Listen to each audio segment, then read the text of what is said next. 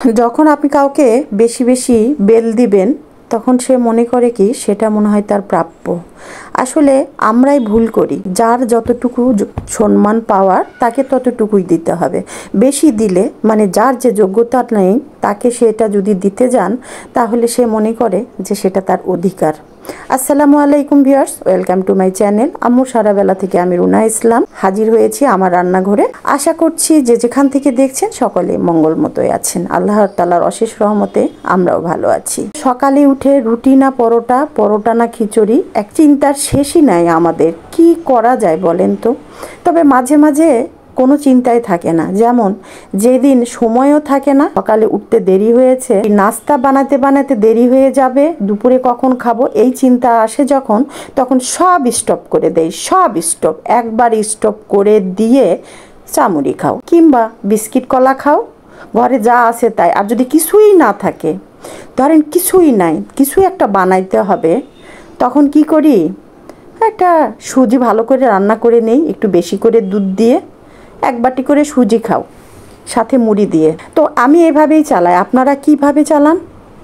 বাইরে থেকে নাস্তা নিয়ে এসে এই জিনিসটা অবশ্য আমার ঘরে কমই হয়। হোটেল আছে, কার নিচেই দোকান, উপরেই আমার বাসা, কিন্তু তারপরেও ওই যে আমারও মাঝে মাঝে একটু মন চায়।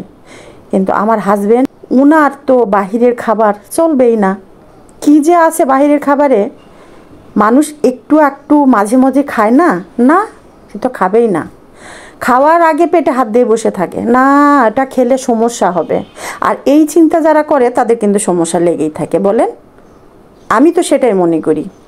তো কি আর করার, সুজি রান্না করেছি, তাহলে সুজিই খাও। চা খাইতে চাইলে বানিয়ে দিব, না খাইতে চাইলে না। দুই বেলায় যখন চা খাই, দুই বেলা যখন চা খাই তখন জিজ্ঞাসা করি। আসলে একা একা চা খেতে ভালোও লাগে না, মেয়ে যখন থাকে না তখন একা একাই চা খেতে হয়। ছোটোটাকে তো চা দিই না, আর তখন বলি একটু চা খাও, হয়তো ছোটো কাপে একটু ঢেলে দিই। চাটাও সে মন থেকে বলে না যে হ্যাঁ খাবো, দাও। দেখছেন রুটি নিয়ে কি তোড়জোড় করতেছি, রুটি বানাচ্ছি, রুটি সেঁকতেছি, রুটি ঠান্ডা করতেছি, নিশ্চয়ই আপনারা বোর হয়ে যাচ্ছেন, তাই না? তো রুটির কাহিনী বলি। আজকে সন্ধ্যাটা খুব সুন্দর, বাতাস হচ্ছে, আবহাওয়াটা অনেক ফ্রেশ। কেন জানি মনে হলো যে স্কুল কলেজ তো সব খুলে গেছে, ছেলে মেয়েদের সকালবেলা উঠে ঘুম নষ্ট করে নাস্তা বানিয়ে দিতে হয়। তো ভাবলাম যে দেখি কয়েকটা রুটি বানিয়ে রাখি আর একটা সবজিও করি। রাত্রে ভাত আছে অল্প, তরকারিও আছে অল্প, আবার ভাত বসাইতে হবে, কিছু রান্না করতে হবে, এত ঝামেলা বাদ দিয়ে রুটি কাই করে নিয়েছি। আটাটা সিদ্ধ করে নিয়ে এই যে একটা দুটা করে রুটি করতে করতে প্রায় 17-18টা রুটি হয়ে গেছে। বাহিরে হুরুম হারুম করে মেঘ ডাকতেছে, মনের মধ্যে এত শান্তি রে ভাই রে ভাই, কি আর বলবো। মেঘ ডাকলি আর একটু আকাশের দিকে চাইয়া থাকি যে কখন একটু বিজলি চমকাবে, তার মানে একটু বৃষ্টি হবে। অনেক সাধনার পরে আল্লাহ তাআলা মুখ ফিরে চাইছে, গুরুম গারুম হচ্ছে, এর মাঝে আমি কখন যে কারেন্ট মামা আবার টপস করে যায় তাড়াহুড়া। আমার আবার আইপিএস নাই, খুব একটা কারেন্ট যায় না, তারপরেও ভয়, কাজের মধ্যে গেলে তো একবারে শেষ।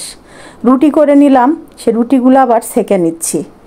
আমরা অনেকেই দেখি, আমি এই যে সামাজিক মাধ্যমে, যে আমার অনেক আপু আন্টিরাই রুটি বানিয়ে হালকা সেঁকে রেখে দেয়, সেটা অনেক দিনের জন্য সংরক্ষণ করে। তো আমার আবার এতদিন ধরে সংরক্ষণ করা কিছুই খাবার ভালো লাগে না, বাধ্য হয়ে মাঝে মাঝে মাছ মাংস একটু করতে হয় 1 মাস 2 মাস, কিন্তু সেই খাবার আর আমার স্বাদই লাগে না, কি বলবো আর আপনাদের। তো রুটি আমি বানিয়েছি হালকা হুলকা সেঁকে, না পুরাই সেঁকে রেখেছি। আর রুটি যদি আমি একটু বেশি করে বানাইও তাই এভাবে পুরা সেঁকে রাখি। এরপরে আমি এটা এয়ারটাইট একটা লিড দিয়ে ভালো করে ঢেকে রাখবো। আর যখন যে রুটি খাবে একটা দুটা রুটি বের করে ওভেনে দিয়ে গরম করে নেবে। সিদ্ধ রুটি আপনার ওভেনে গরম করলে কত আর শক্ত হবে বলেন? যতটুকুই শক্ত হোক, ওই 2-4 মিনিটের মধ্যে কিছুই হয় না, ভালোভাবেই খাওয়া যায়। আর আমি রুটি যদিও বানাই 2-1 দিনের জন্য, তো এইভাবেই করে রাখি, একবারে কাজ শেষ। রুটি হালকা সেকে ফ্রিজের মধ্যে রাখবো, সেটা বের করে আবার সেকবো, এই ডাবল কষ্টর মধ্যে আমি ভাই নাই। কারণ নিজে একা হাতে কাজ করি, খুবই ব্যস্ততার মধ্যে থাকি। এরপরে আবার এই যে আপনাদের জন্য ভিডিও তৈরি করি, আমার সংসারটা চালাই, সন্তানদের একটু দেখাশোনা করি, কি করব আর, একজন হাউস ওয়াইফ হয়েও কিন্তু অনেকে মনে করেন মহিলাদের আর কি কাজ, সারাদিন ঘরে থাকে, পা মেলে দিয়ে শুয়ে থাকে, পায়ের উপর পা দিয়ে বসে থেকে টিভি দেখে। ভাই, একটু টিভি দেখার জন্য আমাদের সময় বের করে নিতে হয়। আবার আমাদের মাঝে অনেকেই আছে সারাদিন এই ক্লান্তির পরে দূরও কে টিভি দেখবে, একটু শুয়ে রেস্ট করি। আর যারা টিভির একটু ফ্যান আছে, যারা মনে করে যে একটু সিরিয়াল টিরিয়াল দেখে, টিভি ভালো কিছু দেখে, তাহলে তারা ওরই মাঝে একটু সময় বের করে নেয়। তো আমি হলাম সেরকম একজন। তো রুটিগুলো আমি ঠান্ডা করে নিলাম, দেখতেই তো পেলেন আমার ছোট্ট টেবিল ফ্যান রান্নাঘরে দিয়ে ভালো করে রুটিগুলো ঠান্ডা করে নিয়ে একটা বাটির মধ্যে, বোলের মধ্যে রেখে এয়ারটাইট একটা লিড দিয়ে ঢেকে এই যে ফ্রিজের মধ্যে ঢুকিয়ে রাখছি। এখন এখান থেকে আমি 4-5টা রুটি নিয়ে নিয়েছি, সেটা ভালো করে সেঁকে নিয়েছি। সেগুলো দিয়ে আমরা রাতের খাবারটা শেষ করব। আর এই কয়টা রুটি, 17টা রুটি হয়েছে। 17টা রুটি বড় জোর 3 থেকে 4 দিন যাবে, এর বেশি যাবে না। কারণ 4 জন মানুষ 2টা করেও যদি খায়, তারপরে কয়টা যাবে বলেন? তো এই তো হয়ে গেল। এইবার চলেন আমার বারান্দায় যাই।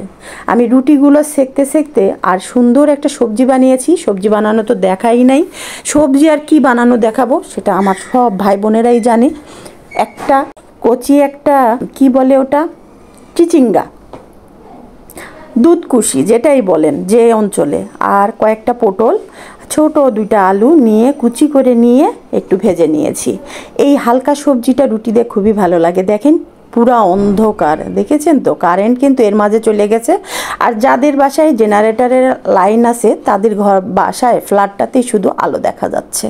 এই যে আমার বারান্দায় চলে আসলাম, শিলা মানে পাথর এসে এসে গ্রিলের সাথে বাড়ি খাচ্ছে। অন্যরকম পাথর হচ্ছে আজকে। এই যে দেখেন, খুব একটা বড় না, মিডিয়াম ছোট ধরনের পাথর ছড়ায় ছিটায় আছে। আমার বারান্দা থেকে আমার সানসেটে যাওয়ার একটা গ্রিলের দরজা আছে, সেটা তালা দিয়ে লাগানো থাকে। তো তার মাঝে হাত দিয়ে আমি কিছু মাটি জমা করে ওখানে একটু পাতাবাহার লাগিয়েছি। তারই গোড়াতে এসে এই যে শিলাবৃষ্টি মানে শিলাগুলো পড়তেছে, সেটা আমি তুলে তুলে এই যে হাতে নিয়েছি। দেখেছেন তো, মানে মেঘ না চেতেই বৃষ্টি, মানে বৃষ্টি চাওয়ার জন্য আল্লাহ আল্লাহ করতেছি, সেখানে পাথর সহ। তবে অনেক আমাদের কৃষক ভাইদের ক্ষতি হবে। এখন ফসল প্রায় কাটার সময়, এই মুহূর্তে যদি তোমার পাথর হয় তাহলে আমাদের আম জাম সব কিছুরই ক্ষতি, এমনকি মাঠের ফসলেরও ক্ষতি। তো সব কিছু ক্ষতির মধ্যে আনন্দটা এই যে অনেক দিন পরে ঠান্ডা একটা মেজ, অনেক ঠান্ডা। বারান্দায় এসে দাঁড়িয়ে আছি, কখনো হাতটা ভিজাচ্ছি, কখনো পাটা আগিয়ে দিচ্ছি, সেই এক মজার অনুভূতি। তো আমার এই আবোল তাবোল কথাবার্তা দিয়ে আজকের ভিডিওটা শেষ করছি। দেখা হবে অন্য একটা ভিডিওতে। সে পর্যন্ত সকলে ভালো থাকবেন, আমার জন্য দোয়া রাখবেন। আল্লাহ হাফেজ, শুভরাত্রি।